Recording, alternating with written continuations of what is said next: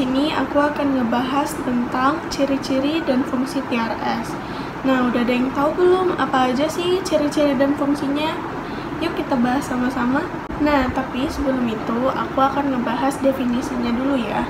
PR merupakan tindakan terjadinya komunikasi yang dilakukan kepada publik internal maupun publik eksternal, di mana terjadi komunikasi dua arah dalam rangka menguatkan citra atau image dalam sebuah organisasi.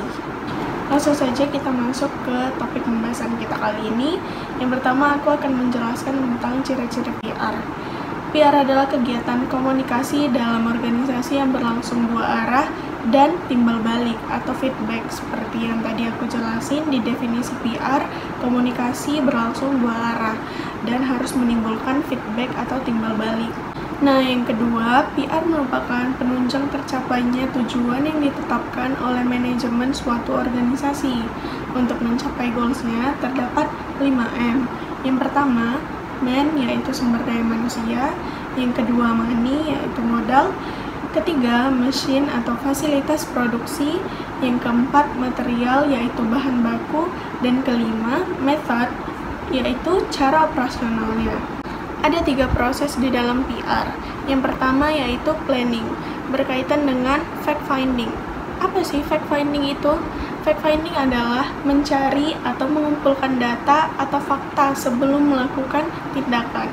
Jadi, sebelum melakukan tindakan, hendaknya mengetahui apa yang diperlukan oleh publiknya, siapa saja yang termasuk dalam publik, dan bagaimana keadaan publik dilihat dari berbagai faktor. Yang kedua yaitu organizing, berkaitan dengan sumber daya manusia atau penempatan orang.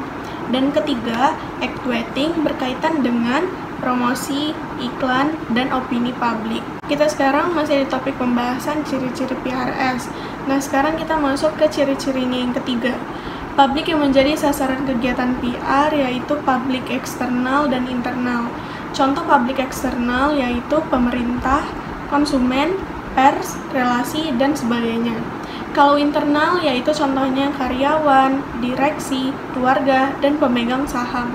Ciri-cirinya yang terakhir yaitu operasionalisasi PR, yaitu membina hubungan yang harmonis antara organisasi dengan publik dan mencegah terjadinya rintangan psikologi yang baik yang timbul di pihak organisasi maupun publik.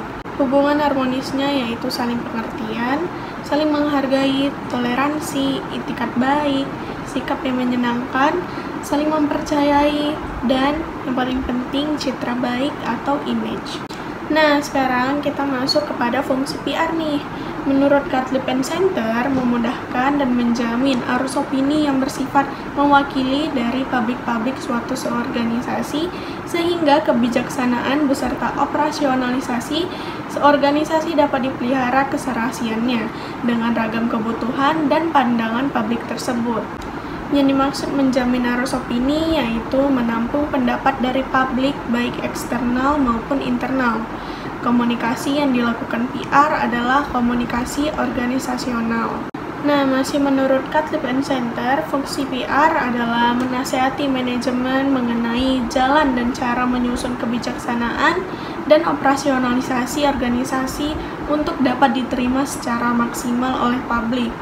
Yang ketiga, merencanakan dan melaksanakan program yang dapat menimbulkan penafsiran yang menyenangkan terhadap kebijaksanaan dan operasionalisasi. Kalau menurut Bertrand R. Canfield, fungsi PR yaitu untuk mengabdi kepada kepentingan umum. Kedua, memelihara komunikasi yang baik. Ketiga, menitik beratkan pada moral dan etika. Nah, mungkin itu saja yang dapat saya sampaikan dari topik pembahasan kita kali ini, yaitu tentang ciri-ciri dan fungsi PRS. Mohon maaf kalau misalnya saya ada salah-salah kata atau menyinggung hati kalian. Saya pamit undur diri. Assalamualaikum warahmatullahi wabarakatuh. Bye!